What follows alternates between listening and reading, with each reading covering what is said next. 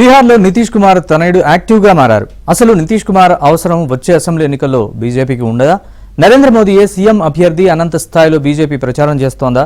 ఎన్నికలకు 6 నెలల ముందు కాషాయ పార్టీ ఎమ్మెల్యేలను నితీష్ ఎందుకు మంత్రుల్ని చేశారు? Watch this report.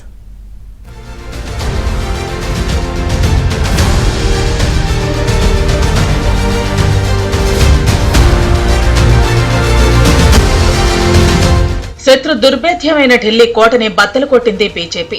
మహారాష్ట్ర, హర్యానాలను ఇటీవలే కొల్లగొట్టింది. ఇప్పుడు అందరి దృష్టి బీహార్ పైనే పడింది.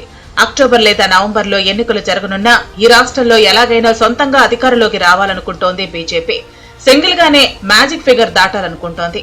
ఢిల్లీ ఫలితాల తర్వాత బీజేపీలో ఫుల్ జోష్ వచ్చింది. బీహార్ కొట్టేస్తే వచ్చే ఏడాది మేలో జరగనున్న అసోం, కేరళ, తమిళనాడు, పశ్చిమ బెంగాల్, పుదుచ్చేరిలో ప్రభావం చూపించనుంది ఆ పార్టీ. బీహార్ అభివృద్ధి బీజేపీకే సాధ్యమంటూ ఇప్పటికే ప్రధాని నరేంద్ర మోదీ ప్రచారం చేపట్టారు. मुझे ये बताते हुए खुशी है कि देश ने इस लक्ष्य को प्राप्त कर लिया है. आज बिहार की भूमि 10,000वें एफपीओ के निर्माण की साक्षी बन रही है. मक्का, केला और धान पर काम करने वाला ये एफपीओ खगड़िया जिला में रजिस्टर हुआ है. एफपीओ सिर्फ एक संगठन नहीं होता, एक किसानों की आय बढ़ाने वाली अभूतपूर्व शक्ति है. एफपीओ की ये शक्ति छोटे छोटे किसानों को बाजार के बड़े लाभ सीधे उपलब्ध कराती है. జేడీయూకి చాలా తక్కువ సీట్లే వస్తున్నా కేంద్రంలో మద్దతుగా ఉన్నారన్న ఒకే ఒక్క కారణంతో నితీష్ కుమార్ కు ముఖ్యమంత్రి పదవి ఇస్తోంది బీజేపీ. ప్రస్తుత అసెంబ్లీలోనూ బీజేపీతో పోలిస్తే నితీష్ నాయకత్వం వహిస్తున్న జేడీయూకి వచ్చినవి సగం సీట్లే. బీహార్ అసెంబ్లీలో మొత్తం సీట్లు 243 కాగా బీజేపీకి 84, జేడీయూకి 48 సీట్లు ఉన్నాయి. విపక్ష ఆర్జేడీ 72, కాంగ్రెస్ 17 చోట్ల గెలుపొందింది. అయితే పొత్తులో భాగంగా ముఖ్యమంత్రి పీఠం అధిరోహించారు నితీష్ కుమార్. 2020లో బీజేపీ 74, జేడీయూ 43, ఆర్జేడీ 75 చోట్ల గెలుపొందింది. 2020లో జేడీయూ 115 సీట్లలో పోటీ చేసి 43 సీట్లు గెలుపొందగా బీజేపీ 110 స్థానాల్లో పోటీ చేసి 74 సీట్లు కైవసం చేసుకుంది. అంటే జేడీయూ కన్నా బీజేపీ చాలా స్ట్రాంగ్ గా ఉందన్నమాట. అప్పుడు సీఎం సీట్ షేర్ చేసుకుంటామంటే బీజేపీకి హ్యాండ్ ఇచ్చిన నితీష్ కొన్నాళ్లు ఆర్జేడీతో కలిసి ప్రభుత్వం ఏర్పాటు చేశారు. మళ్లీ ఎన్డీఏ గూటికి వచ్చారు. నితీష్ వ్యవహార శైలి బీజేపీకి ఏమాత్రం నచ్చకపోయినా కేంద్రంలో మద్దతిస్తున్నారన్న ఒకే ఒక్క కారణంతో ఆయన్ను బలపరుస్తున్నారు. నిజానికి నితీష్ ను మోయటం వల్ల బీహార్లో బీజేపీ నాయకత్వం ఎదగలేదు. ఈసారి ఎలాగైనా బీహార్లో సొంతంగా ఎదగాలనుకుంటోంది బీజేపీ. 20 సంవత్సరాలు బట్టి ఆయన ముఖ్యమంత్రిగా ఉన్నది కాబట్టి వ్యక్తిగతంగా ఆయన మీద ఉన్నది. సో ఆయనకి పూర్వం ఉన్న అంత పుల్లు లేకపోవచ్చు, కానీ ఆయనకున్న అడ్వాంటేజ్ ఏంటంటే బీజేపీ ఉన్నది. ఎప్పుడైతే మన పార్లమెంట్ ఎలక్షన్స్లో బీజేపీ గవర్నమెంట్ ఫామ్ చేస్తుందో తక్కువ మెజారిటీ లేకుండా బీజేపీ చేస్తున్న ప్రయత్నం ఏంటంటే స్టేట్ ఎలక్షన్స్లో గెలవాలి.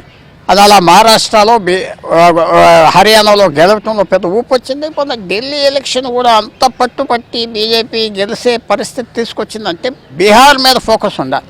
లక్షల మంది బీహార్ ఓటర్స్ ఢిల్లీలో ఉన్నారు, వాళ్ళందరి మీద ఇంపాక్ట్ ఉంటుంది. సో తప్పకుండా బీజేపీ కొంచెం బలంగా ఉన్నది, కొంచెం స్ట్రాంగర్గా ఉన్నది కాబట్టి బీజేపీ అలయన్స్కి పైచే. కానీ అందరూ అనేది ఏంటంటే వ్యతిరేకత నితీష్ కుమార్కు ఉన్నది కాబట్టి ఆ పార్టీకి కష్టం జరగవచ్చు. కానీ ప్రస్తుతం మాత్రం బీజేపీ అలయన్స్కి అడ్వాంటేజ్లో ఉన్నది. ఇంకా చాలా నెలలు ఉన్నది కాబట్టి అది ఎలా జరుగుతుంది మనం చెప్పలేదు. అడ్వాంటేజ్ బీజేపీ, కానీ అన్సర్టన్ గా మాత్రం సిచ్యువేషన్. ఢిల్లీలో విజయం తర్వాత బీజేపీ బలంగా ఉందన్న సంకేతాలు దేశవ్యాప్తంగా వెళ్లాయి. ఈ ఏడాది బడ్జెట్ లోనూ బీహార్ పై కేంద్రం వరాల జల్లు కురిపించింది. బీహార్ లో మఖానా బోర్డు ఏర్పాటు చేయనున్నట్లు ప్రకటించింది. బీహార్లోని మిథిలాంచల్ ప్రాంతంలో 50,000 హెక్టార్లకు ప్రయోజనం చేకూర్చే వెస్టర్న్ కోసీ కెనాల్ కు ఆర్థిక సాయం అందించనుంది. ఐఐటి పట్నాను మరింత విస్తరిస్తామని ప్రకటించింది. బీహార్లో గ్రీన్ఫీల్డ్ ఎయిర్పోర్టు ఏర్పాటు చేయాలని నిర్ణయించింది. బీహార్లో national institute of food technology, entrepreneurship and management ఏర్పాటు చేయనున్నట్లు కేంద్రం ప్రకటించింది.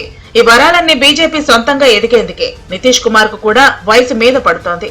ప్రభుత్వ వ్యతిరేకత కూడా పెరుగుతోంది. దాన్ని తమపై పడకుండా జాగ్రత్త పడుతోంది బీజేపీ.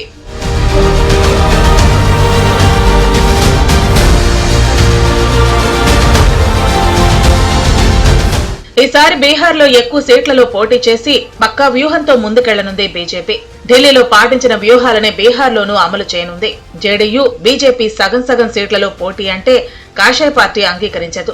నితీష్ కుమార్ శారీరకంగా, మానసికంగా రిటైర్డ్ అయిపోయారంటూ ఇప్పటికే ప్రశాంత్ కిషోర్ లాంటి వారు ఆరోపిస్తున్నారు. ఇటు ఆర్జేడీ నేత తేజస్వి యాదవ్ సైతం బాగా యాక్టివ్ అయ్యారు. నితీష్ కుమార్ ను టార్గెట్ చేస్తున్నారు. బీజేపీని సంతృప్తి పరిచేందుకు 7 బీజేపీ ఎమ్మెల్యేలకు కేబినెట్ లోకి తీసుకున్నారు నితీష్ కుమార్. వారిని వీరిని సంతృప్తి పరచడం తప్ప నితీష్ కు అసలు విజన్ లేదంటూ తేజస్వి యాదవ్ మండిపడ్డారు.